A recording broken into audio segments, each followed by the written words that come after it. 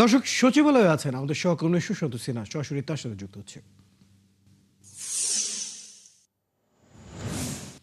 সুশান্ত সিনহা, আপনি আছেন সেখানে, খবরাখবর রাখছেন।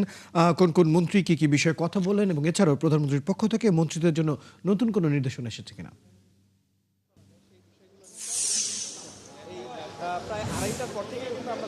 রয়্যাল প্রধানমন্ত্রীর বৈঠকটি শেষ হয়েছে, ক্যাবিনেটে যেটি ছিল সেখানে কিন্তু উপদেষ্টারা ছিলেন।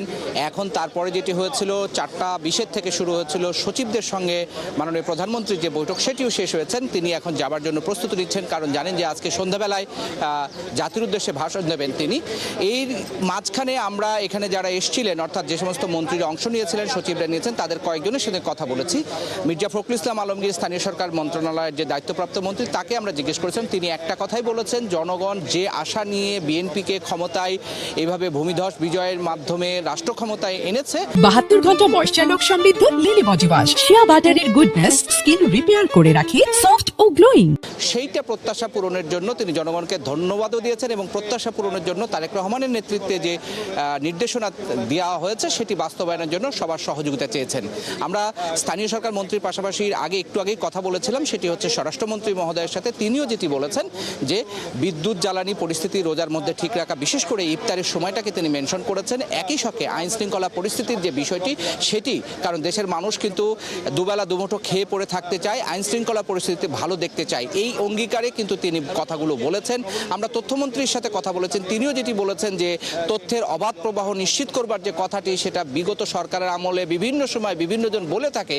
বিএনপি নতুন যে সরকার তারেক রহমানের নেতৃত্বে গঠিত হচ্ছে, তারা শুধু কথার কথা নয়, কার্যকর অর্থে কিভাবে একটি পরিকল্পনা নিয়ে, যেহেতু তাদের হাতে একটা দলিল আছে বিগত অন্তর্বর্তীকালীন সরকারের হাতে করা একটি কমিশন তথ্য সম্প্রচার মন্ত্রণালয়ের সমস্ত দিক নিয়ে অবাধ তথ্য প্রবাহের জন্য, সেটিকে বিবেচনা করবেন। আরও অনেকগুলো প্রস্তাব নিয়ে তিনি কাজ করে তিনি বলছেন আজকে বলে দেব কালকে হবে, বিষয়টা এরকম না। কার্যকর যে ব্যবস্থা নিলে অবাধ তথ্য প্রবাহ নিশ্চিত হবে, তথ্যের অধিকার নিশ্চিত হবে, গণমাধ্যমের স্বাধীনতা নিশ্চিত হবে, সেই কাজটি তিনি করবেন। তবে এর জন্য তিনি সময় চেয়েছেন। দিন শেষে সব মন্ত্রী, প্রতিমন্ত্রী এবং সচিবদের যে বক্তব্য, সেটি হচ্ছে তারেক রহমান নির্দেশনা দিয়েছেন, সহযোগিতা চেয়েছেন সচিবদের কাছে। 180 দিনের যে কর্মসূচি, অর্থাৎ একটা সরকার তার যে কার্যক্রম পরিচালনা করবার জন্য একটা যে পরিকল্পনা করে, সেটা 180 দিনের যে পরিকল্পনা, সেটি বাস্তবায়ন করবার জন্য রাজনৈতিক যে সহযোগিতা দরকার, স্ব মন্ত্রণালয়ের দায়িত্বপ্রাপ্ত মন্ত্রী প্রতিমন্ত্রীদের যেমন সহযোগিতা দরকার, তার যে উপদেষ্টা পরিষদ আছে সেই উপদেষ্টা পরিষদের সদস্যদের সহযোগিতা দরকার। একই সঙ্গে আরেকটা জিনিস যেটি বড় দরকার, এই কার্যকর করবার জন্য সরকারের যে সচিবরা আছেন তাদের কাছেও প্রধানমন্ত্রী তারেক রহমান যে সচিবদের সঙ্গে বৈঠক করেছেন, সেখানে কিন্তু তিনি সহযোগিতা চেয়েছেন বলে আমাদেরকে জানিয়েছেন ভূমি সচিব সহ আরও 2 জন সচিব।